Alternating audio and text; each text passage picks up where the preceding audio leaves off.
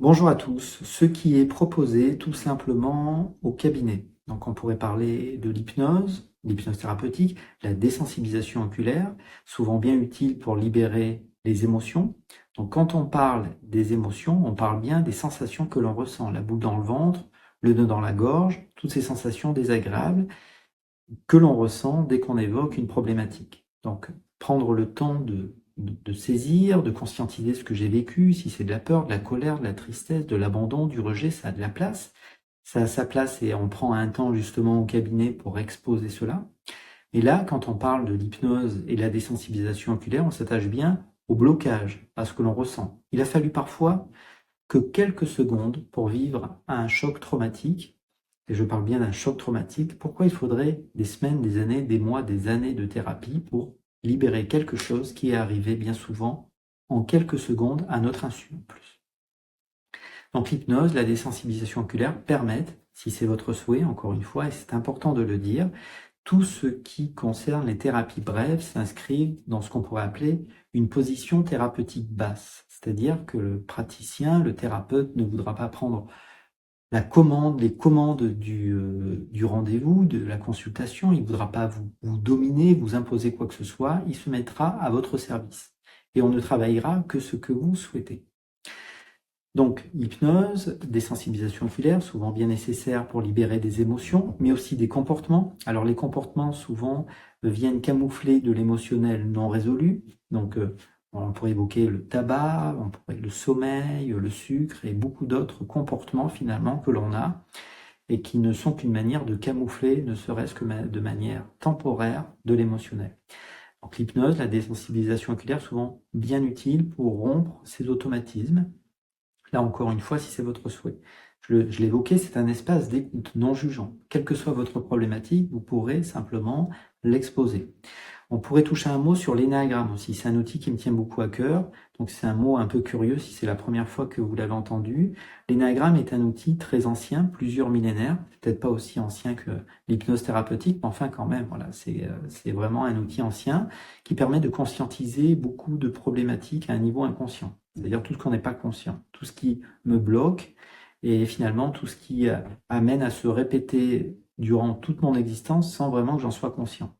Donc découvrir sa personnalité énéagramme, c'est mettre en lumière tout un tas de programmes, de croyances inconscientes, tout un tas de choses qui me bloquent. Donc pour ceux qui veulent travailler sur eux, l'énéagramme est un outil là aussi qui peut être bien utile et qui cadre bien le travail. On va pas se mentir aussi.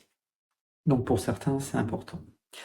Sera proposé également, on va dire, des ateliers d'écoute corporelle, d'exploration sensorielle. Alors, de quoi s'agit-il? Eh bien, simplement, on peut constater, tout autant que nous sommes, que souvent, on n'a aucune conscience de notre corps. Que quand on ressent notre corps, ce n'est que dans des brefs moments de plaisir ou de souffrance. Ainsi, l'attention humaine est focalisée à niveau mental. On passe notre temps à penser, à remuer le passé ou le futur, au lieu d'être ici.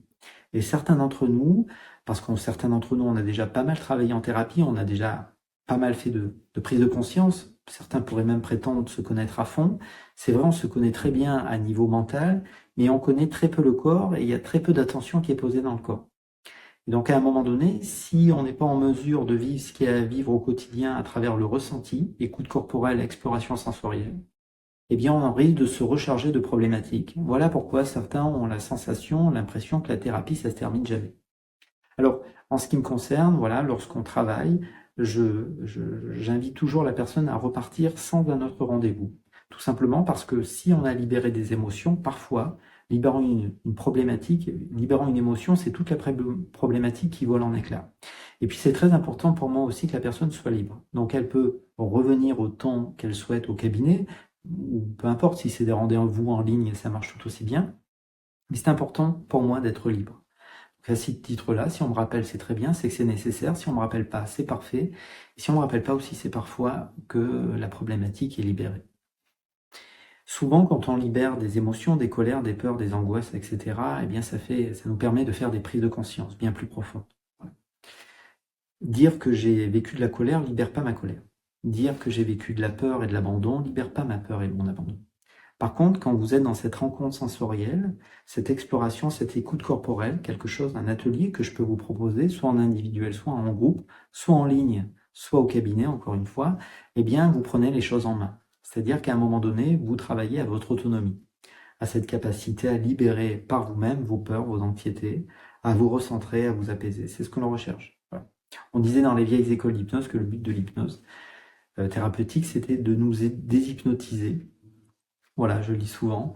Ça peut paraître curieux, dit comme ça, mais effectivement, c'est fou comment nos pensées, nos croyances nous hypnotisent. C'est fou comment on va remuer sans cesse des pensées, remuer toujours les mêmes choses, au lieu de vivre ce qu'il y a à vivre, le corps. On peut appeler ça, au début, le moment présent. Donc ça, c'est pareil, c'est des ateliers que je peux vous proposer, c'est quelque chose de simple. On n'est pas obligé d'appeler ça méditation, on n'est pas obligé d'appeler ça yoga, on n'est pas obligé d'appeler ça principe de l'attention.